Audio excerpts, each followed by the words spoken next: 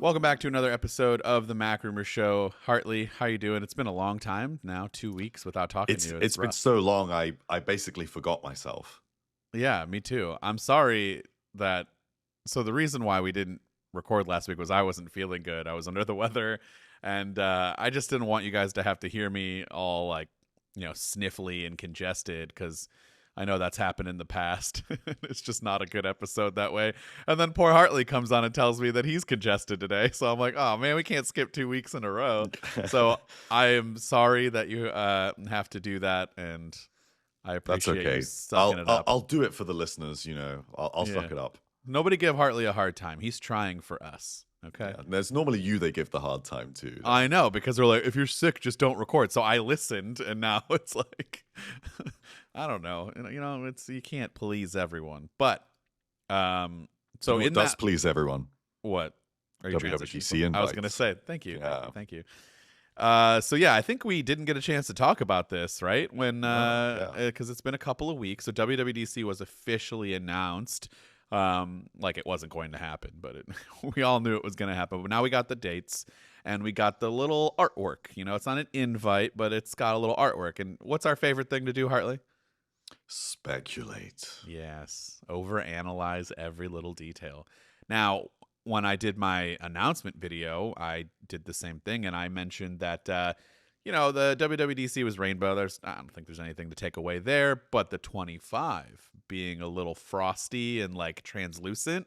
Yes, it's like a 3D glassy texture. Is that hinting at some of the speculation about iOS 19 and?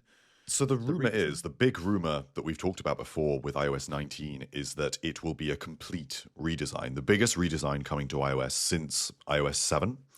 And it will take a leaf out of the book of Vision OS, which obviously, because of the nature of a spatial interface, is built around layers and translucency to maintain that immersion. So it's pretty interesting to see that translate to something that actually does not have a spatial quality to it.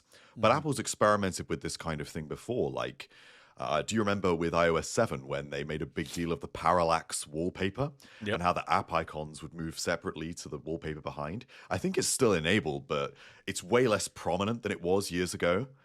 It was quite cool. Like if you looked at it for long enough, it starts to look a little bit 3D. So I think it can work 2D. And I think the hint here on the invite, pretty transparently, if you pardon the pun, is that it will be coming to iOS. What was the Mac OS old? Is it Tiger?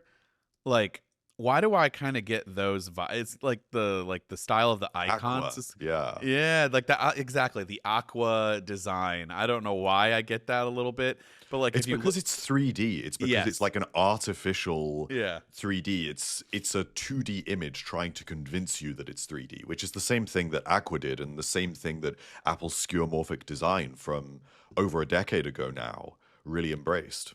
Like if you look up on Google image search, just do like Mac OS Tiger UI or Aqua Look or whatever, you'll see some of the like buttons and the way those were designed. Like I feel like that's kind of what we're going towards. It's like this like pill, more rounded, and then it's got that translucent frosted like little vibe on each of them.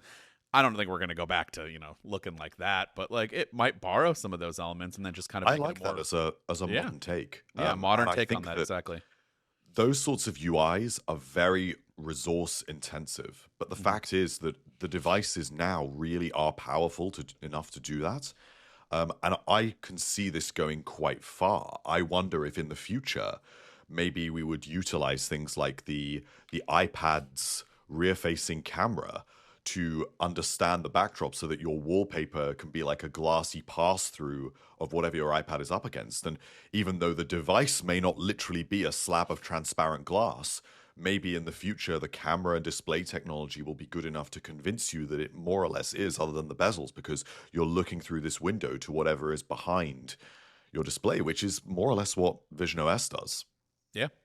I'm really excited to see what this could look like. I love WWDC, and I'm always for getting new features and new designs, but I know a lot of people just want the bugs to be fixed. Do you think that that's going to happen, or are we just going to do the typical Apple thing where we're like, here's a new design, let's just do that instead? I'd like to believe that Apple will address some of the underlying architectural issues, and sometimes it has tried to do that. Like, say, with HomeKit, it introduced a brand new home architecture to be more reliable because they knew that HomeKit was very flaky before that. Now, I think HomeKit has been more reliable for me on that architecture. I don't know about you. So they do acknowledge these issues from time to time. I just don't know if we're ever going to see a year when they say, this year we're going to just focus on efficiency, bug fixes. I think they know that people want the shiny new thing. Talking to Mark Gurman a fortnight ago, he suggested to us that Apple is really focused on delivering those features to the mass market that wants those changes, that wants those exciting new features that they're rushing to download the beta software to obtain. So I'd like to think so, but probably not. Oh, here we go. Here's the standard. the standard for the this standard. episode. This is the time in the episode where everyone's like, "Why did Dan disappear for a minute? And why do we have Hartley full screen?" But yeah, I'm gonna do that. And in the meantime, Hartley, you can tell us a little more about this iOS 19 health coach rumors, because I'm very intrigued by this latest report from Gurman. So the reason why I thought we should talk about this is because we've actually said for a long time just how much we want this kind of feature. What we have been discussing for years, I feel like at this point, is something that extrapolates all of this health data that the iPhone has been gathering for so long, and ultimately your Apple Watch is feeding it now, and even now Beats earbuds are feeding that heart rate data in. And if you have things like a blood pressure monitor, smart scales, you can get all of that fed into the health app.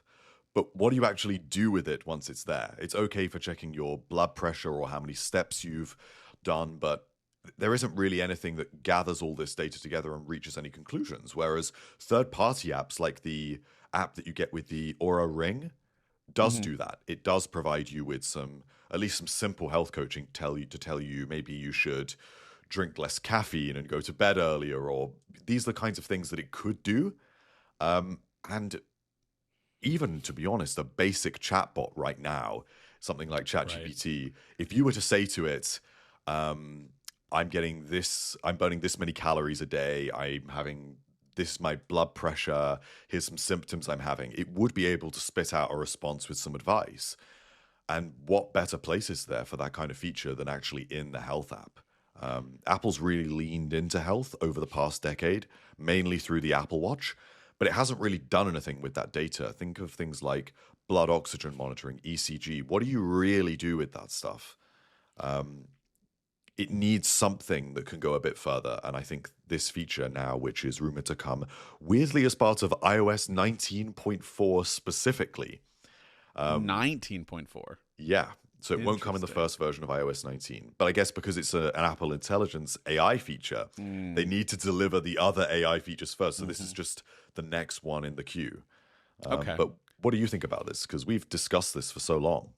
I really like it. I think it's, reminiscent of like, I don't know how your doctors are out there, but over here you go to visit a doctor, you get a diagnosis, you do get some follow-up information. And lately, my doctors have been sending us like this very specific tool that they have that just basically gives you videos related to kind of what's your issue. And I like that that's part of this whole thing, is that like it's a coach that's going to help you with some of these and be like, hey, you might have, something going on with your heart, and you should probably get that looked at or start making some improvements. Here are the improvements that you can make. Here are some of the explanations and like what you need to know about heart disease and the risks. Like, that's really interesting to me.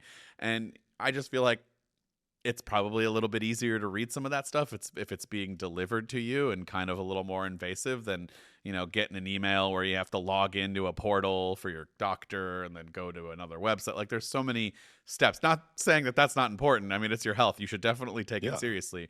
But I just feel like, we're human. We often overlook these things and we just kind of forget about it, or, but when it's being jammed down your throat, I don't know if you want that. But for me personally, if it's something related to my own specific health and there might be something wrong, I would appreciate more and more information coming from the health app with, useful tips and things to do.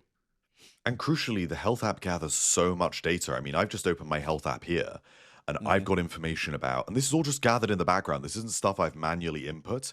Time in daylight, I've got medications, I've got body mass index, I've got cardio fitness, blood oxygen, stand minutes. I've even got toothbrushing, and all of this is just gathered in the background. How do you And have teeth? Is for that you have a special yeah, I toothbrush? have a Bluetooth toothbrush. Nice. I mean, it's not particularly useful, but this stuff is just gathered in the background. Hmm. And a doctor is not going to look through this and reach conclusions for me.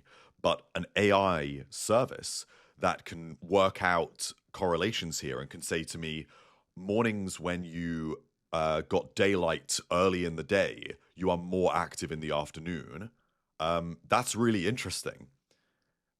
Yeah, absolutely. And it's that kind of stuff that you can use to build routines, particularly with dietary information. So one of the rumors from this report is that Apple is looking to rival some of the meal tracking and calorie tracking apps that are quite important, especially if you're going to the gym a lot, you're trying to watch your caloric intake either to put weight on or lose weight. Right. And Apple Health does have loads of nutritional input that you can put in, but you have to put it in either through a third party app or manually, which is a complete nightmare. You would never do it manually, Yeah. not unless you were tracking one specific thing and you knew the exact amounts. But that's really valuable because if you can see something like your caffeine intake affecting your heart, that's incredibly powerful. Um, Absolutely. and I don't think the third party apps are that great.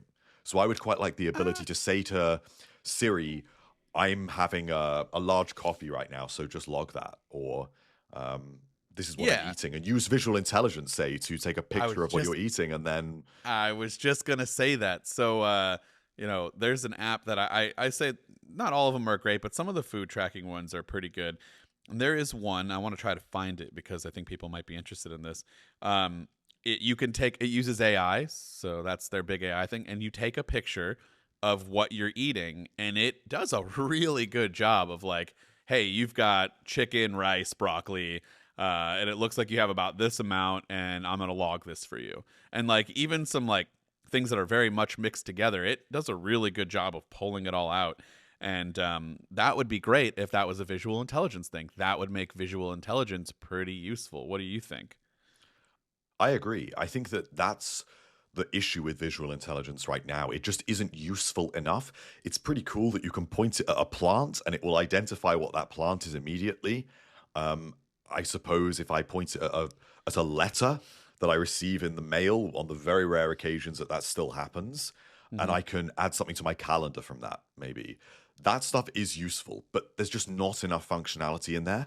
And the place that visual intelligence needs to get to is that anything that you need to capture, you can use that. And meal tracking seems to be a really obvious place.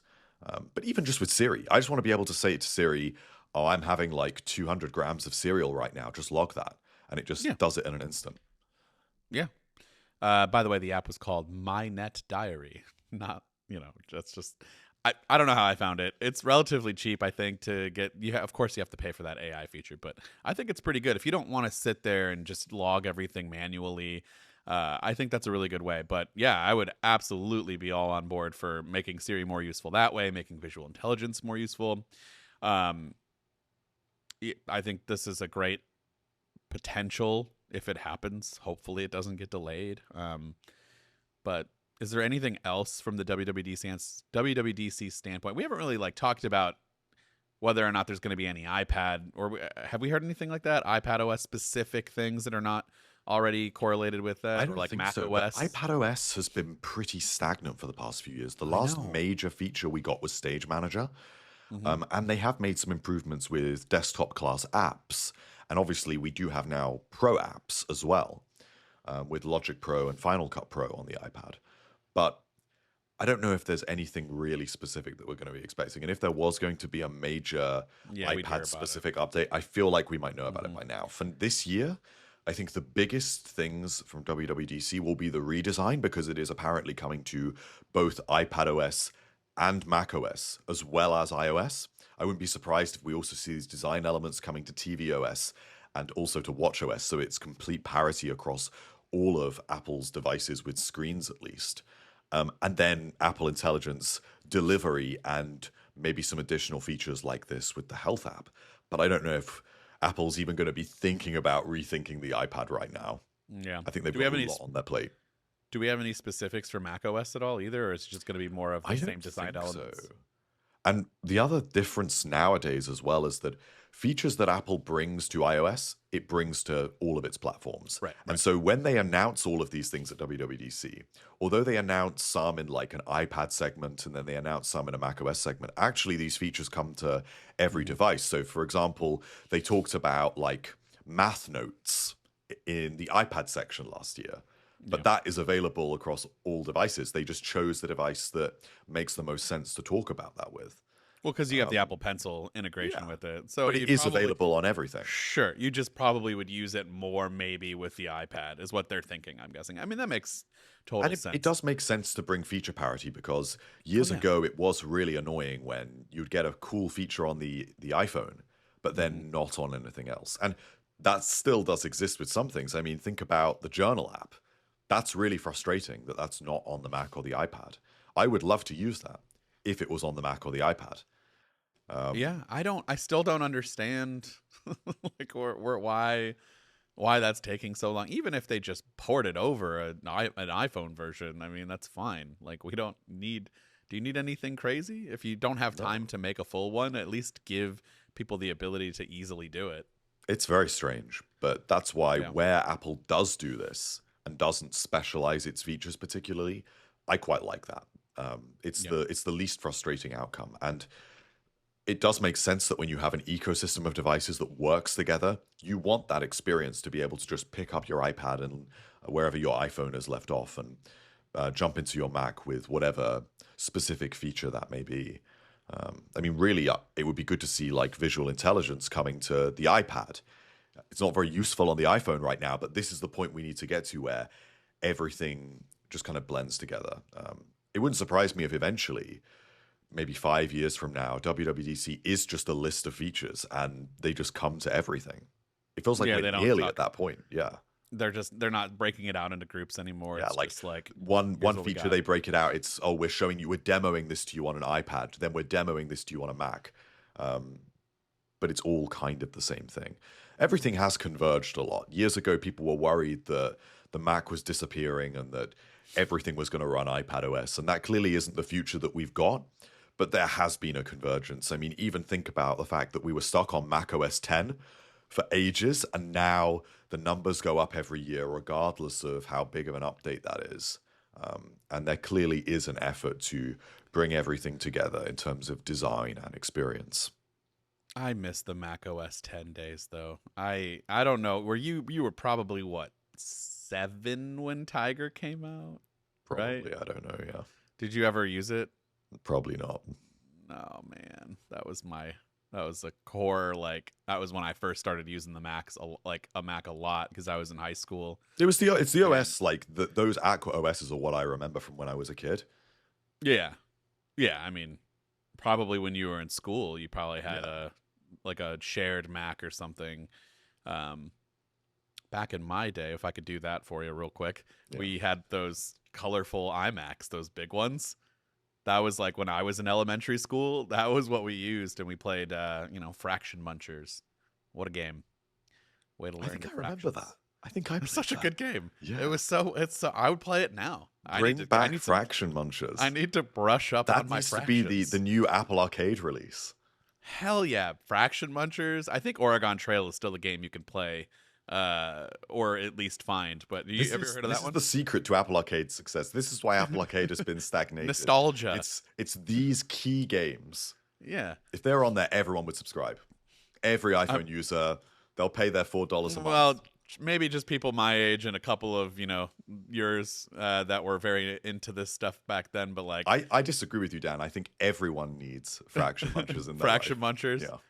Yeah. Fraction Munchers and Oregon. Have you ever played Oregon Trail? No. That was a fun time. I mean, it's a very specific American game since the Oregon Trail is obviously, But anyways, speaking of new features, that you can try right now. We had the point 4 updates for everything happen this past Yes. Tuesday or Monday. Monday came out Monday. Um, so yeah, how you like an iOS 18.4? There were like some decent things packed in there. I don't know that it was a major update, but there was quite a bit to talk about. Some of the bigger ones include we get priority notifications. I still don't know if I know exactly what priority notifications means because like I don't know where they're pulling from. I'm sure they've mentioned this, but in my mind I feel like I'm not getting very many where I think so like one of the things I've noticed, obviously, if you're sending a text and you say like ASAP or you mention a date or something, like obviously it pulls that up and it's like, hey, you should probably check this one because this person asked you a question and they want an answer like right now. But have you gotten any priority notifications from like non-time related things, like no calendar or No, it's been messages? good for me. I actually really like the feature. Okay, I think it's possibly one of the best Apple Intelligence features so far. go on, tell me Um, more. so I really like the way that it surfaces these notifications above everything else. They are Yes. highlighted by the way that they are outlined. Because right now your notifications pretty much do just appear in chronological order. Mm-hmm. And that means stuff can be pretty easily buried, especially if you're in a lot of group chats that you don't have silenced. You get a lot of messages, a lot of emails. And it is pretty useful that if someone asks you a direct question, it goes right up there at the top. And it understands that that's something that you should respond to soon. I don't know how effective it really is. Okay. Is it understanding who I'm messaging most often, and therefore it understands that's a higher priority person to me? Or is it literally just reading it and determining that this Mm-hmm. sounds high priority, so it probably is? I'm guessing it's the latter. I maybe a little bit of But both. Um, I really like it. I really like so it. I think it's really well designed. I know it's only It's been a not on few by days. default, though, which is interesting. Well, right. So I was gonna say I just turned it on right now, but I've had it on my test device that's had a beta for months. But um, and so I've seen it there and we've tested it, but like I have not actually used it yet. It's only been a few days. Have you noticed it from like another app that you were like, oh, that was cool? Like I don't know how it figured out that I would have wanted that up there, or has it been pretty standard stuff that makes It's sense? mainly been messages. Okay. I don't think I've actually had anything that wasn't messages. I think I've had emails too, but that's it. But to be honest, like, I don't think I've got anything super high priority coming in from anything that isn't a message or an email. Right. I mean, you So can have that it. kind of You makes can turn sense. them off for all the other That's true. apps. But like, what I'm like thinking, why would I do that? Wouldn't I want to have the priority I notifications for guess that everything? only exists for if something kept coming through that was wrong, that was annoying you. Oh, okay. Okay. Then I I guess guess you that could makes sense. disable it and tell it to stop doing that. But I think Okay. it's a great feature.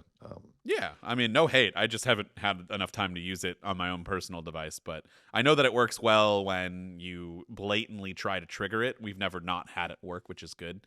But I just haven't seen it pop up on any other apps on my test device like that. Like, oh, that was cool that it figured out that I don't know.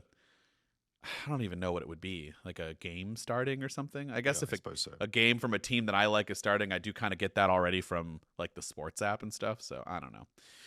Anyways, so there was priority notifications. Go toggle that on if you're curious of trying that. It does look really cool too with the whole Siri like glow Yeah. around it. I think that's visually a very nice touch. Um, the AirPods Max only for USB-C though, correct? Only if you Yes. have the USB-C version. Yes. Oh, Apple. Yeah, that one got a pretty nice update. You got a couple of new features. Would you care to kind of tell everyone what those are? So now you get lossless audio when you use a USB-C cable. So it's the C to Yep. C cable that comes in the box. You also get lossless personalized audio. So that's slightly different. So you get personalized spatial audio with like AirPods Pro, but that isn't lossless.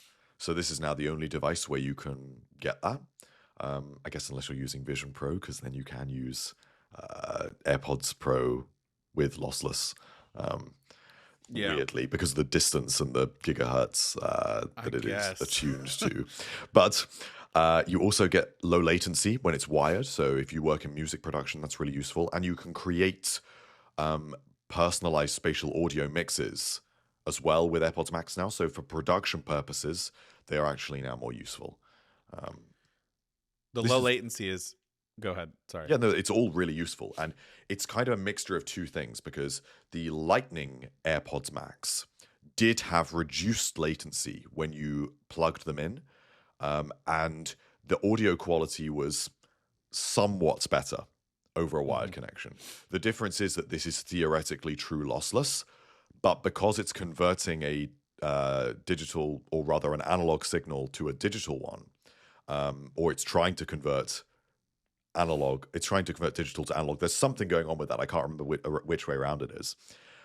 It is not actually lossless. It's just better than not lossless. Okay. Yeah. I mean, I don't think I'd be able to tell the difference. I was gonna say, I just would love to have like a test. Maybe one day I'll do a video and just like do a man on the street type thing and just try to pull random people in. And then maybe find like a couple of producers and see if they could figure it out. But anyways, it also depends on the song, right? It depends how it's mixed. But the key thing with this update is, before this, if you had USB-C AirPods Max and maybe you replaced your Lightning ones, this was a downgrade because you could not plug them in. So if you were to use them on a flight to plug into the in-flight infotainment system, or you wanted to plug it into like an iPod, because you have a collection of like old devices or whatever you may want to do, you could not do that with the USB-C models. So this brings them up to parity with the Lightning models, and they've released this new cable. I was gonna say, now you have to facilitate that, the 3.5 millimeter cable. Yeah, but it does go further than the Lightning ones because you get this better audio quality. You get lossless with personalized audio, and also what they call officially like ultra low latency and creating spatial audio mixes. So if you needed a reason to upgrade to the USB-C AirPods Max, which I kind of do, it is a reason. Now, whether it's a good reason is another question. But for me, I would feel pretty stupid upgrading my Lightning AirPods Max to USB-C for literally the same thing, because it's the same hardware just with a different port. Now I'll still feel silly, but I can say you have a point. There's a little bit of a point there. There is more that is different than just the port. There are a couple of other tiny little features. Well, I am one of those people who have both. And so I did test the latency because I do use that a lot for if I'm editing, because that is incredibly important. If you try to do it with the Bluetooth connection, it's not good. Oh, yeah. I bet the outcome of like the video you get in the end is all messed up. It's just like, well, it's like for me, a lot of editing is stopping and starting the clips. And like, when I hit stop with the space bar, like I'm not actually, what I'm hearing is the stop is not actually the stop of where it is on the timeline. And I know that doesn't sound like that would be a big deal, but that is a huge deal, because then you're like, all right, I can't stop it and hit cut because it actually didn't stop in the right spot. It just perceived that way with the latency. So like, I don't actually know where it is in the, so you have to like back up a couple of frames. Usually that is a pain in the butt. So I have been using that plugged in, and I wanted to test the difference. And you can actually, there is quite a difference between the Lightning one and the USB-C with the latency, I think. Or maybe it's a placebo thing, but I feel like it's pretty good. Definitely a little bit of a step up there with that. Audio though, I don't know that I could tell you. Yeah, I'd like to think I could, but I might not be able to be honest with you. So, but that is that's a reason if you're thinking about getting it. I would love an actual big change to the AirPods Max here in the future. Yeah, but me too. I don't think we're going to get one for. I don't think so either. Probably at least 2 years, but I don't know. The AirPods Max have grown on me, and the reason for that is because my AirPods Pro, that's why I use these wired earbuds now. My AirPods Pro are basically completely broken. They are almost completely not functional now at all. But because it's so close to the new AirPods Pro coming out, I lean very heavily on the AirPods Max. And being pushed to do that has actually made me quite used to their weight and fits now. So they're not very comfortable, and they are heavy, but I'm kind of at peace with it. The bigger issue is the canopy collapsing and the smart case, but like the actual fit and comfort with them, I've kind of got more used to. Yeah, I agree. I also need the blue ones because the blue is nicer than the white because the white gets all kind of I gunky see. and horrible. I went with the Starlight, right? Isn't that what Yeah, they but the call it? Starlight isn't pure white, so that they don't get kind of Yeah, I like weird. it. Like I like the the Starlight. yellow, they like the white ones I have got yellowed because they're 5 years Ugh. old. Okay. But the blue ones wouldn't do that, and the Starlight ones are already kind of yellow. So I'm pretty sure this was an intentional Yeah, design the black decision. the black ones. I don't know if they call those what navy. I had space black before, or Yeah, it's space like a gray, denim or whatever blue. it They look was. quite nice. Apple and colors. Let's not dive into that. Yeah.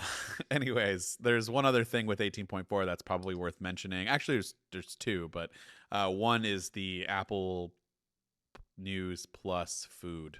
I Yes, I figured wanted that to talk name about out. this. Yeah, so I like it. I'm just worried that it's going to be one of those things that I'm going to forget is there. Yes, this is the issue. Yeah.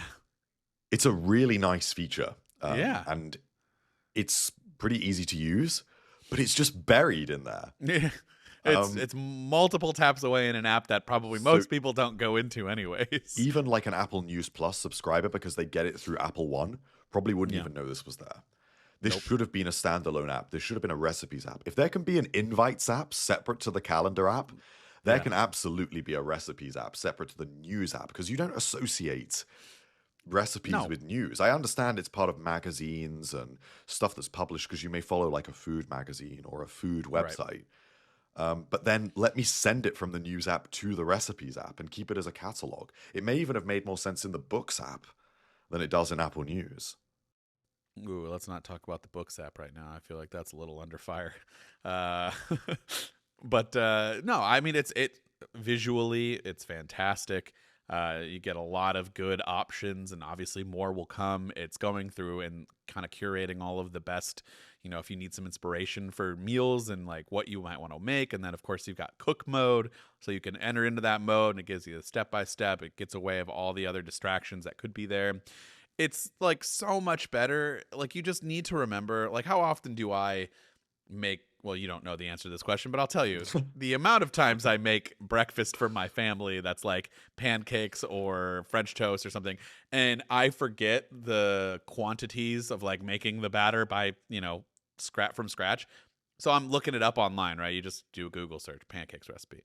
How many times do I need to go and through the horrible list of like the story on how this recipe came to be from the 1850s at their grandma's farm? Like, I don't care about the story. Get me to the damn list of everything that's there, and then so this just cuts all of that out. So that's why, number one, it's fantastic.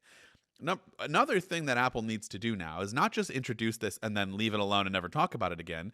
Make AI useful. Visual intelligence, we just talked about this. How great would it be if I could open up my fridge, snap a picture of the fridge, visual intelligence analyzes everything that's in there, and then it sends it to the whatever you want, the News Plus food section, and says, here's the list of ingredients that you have, and here's a bunch of options of like what you can make with what you have in your fridge. Like, I know there are apps that do that now. Let's start taking those ideas and building it in first party. And it's a good feature. Don't tuck it away. Actually, No. put this a little bit more front and center. Yeah, I agree. And like I like the news app. I just often forget to go in there, and like I think if you could like incorporate more feeds of different things, it would be cool. I know you can kind of basically treat it as an RSS a little bit, but it's not quite the same I don't experience. know. It's not quite the same. Like if I wanted to add like unfortunately Twitter and stuff, like I don't think it does that. I don't know. Actually, I never looked into it, to be honest with you, but I'm guessing it doesn't. Okay. Yeah. So I mean, I'm worried that it's going to get tucked away like everything else. So hopefully they build upon that, because I think it could be very useful. And then the other thing was ambient music. That's a weird one, because that one's tucked away from the start, and I don't quite understand why. Like, can you? I haven't had much of a shed some chance to light? test that out. Okay. I don't really know why it is. It's strange when Apple does this sometimes, when they introduce a really good feature, but then it's just hidden away and then they forget about it, never iterate on it, and then it just fades into obscurity. Yeah.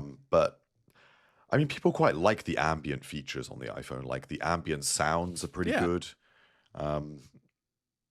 particularly if you say you like noise canceling headphones, but you don't like just dead silence, um, is a nice thing in the background. So I guess ambient music's kind of along those lines. So what ambient music should be is just a section in the music app, which it Yes. kind of is, but you can't get to it without, and correct me if I'm wrong, you have to add it to Control Center, and then you can select which category you want. And there's basically like a lo-fi section, so you can just have constant lo-fi music happening in the background if you wanted to, just very chill, just something that's not super distracting, but it's not dead silent.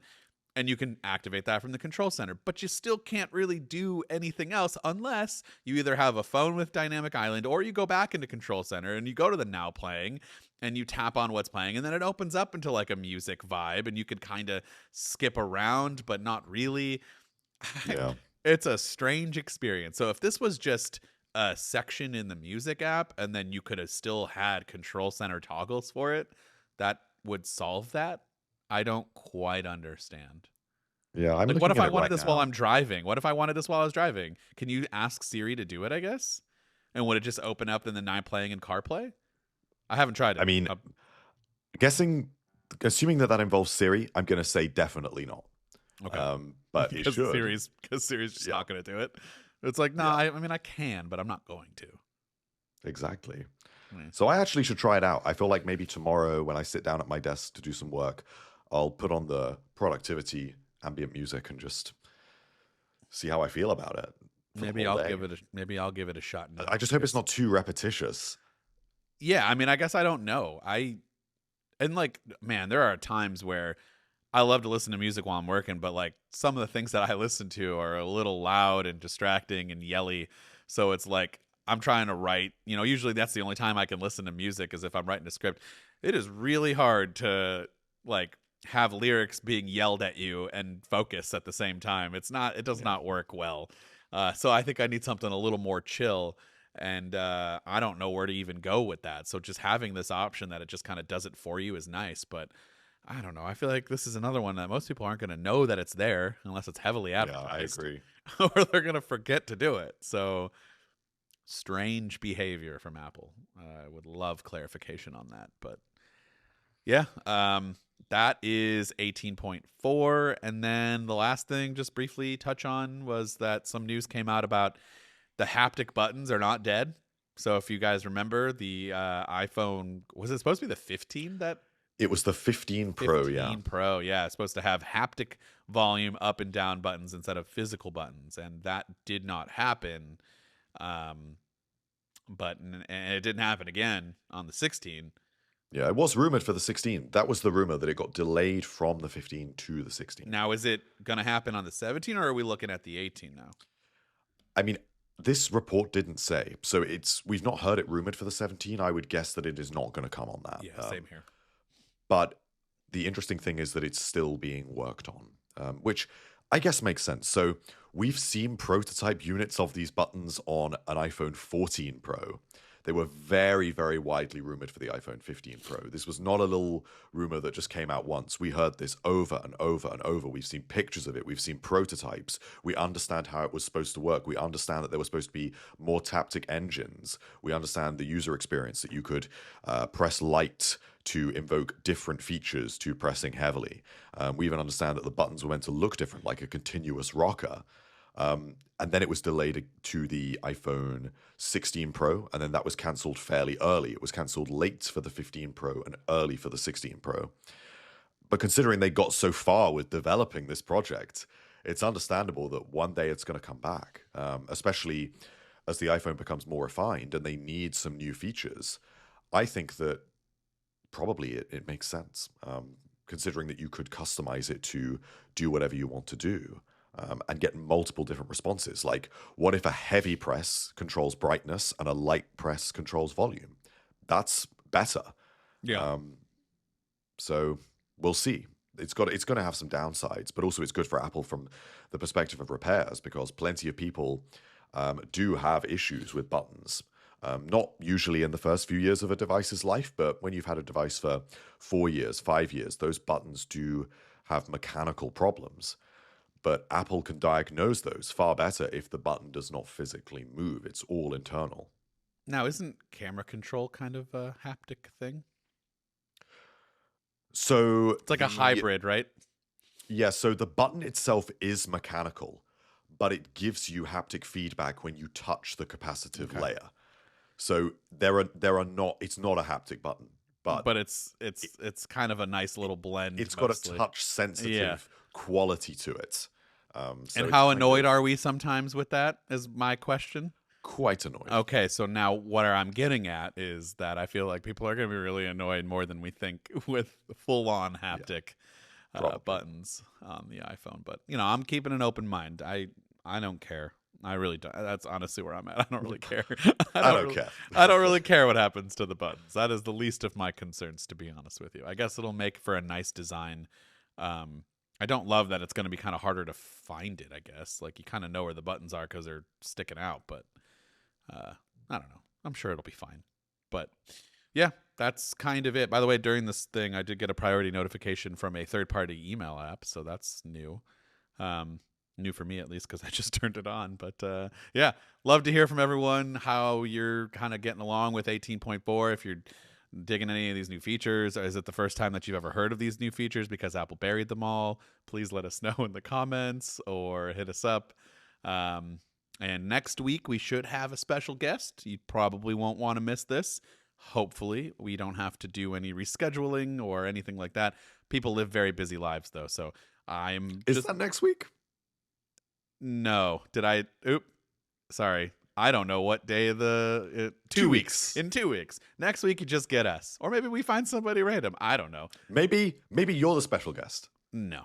Maybe you're the special guest with less congestion. Now with 50% less congestion. Let's hope with that. I agree.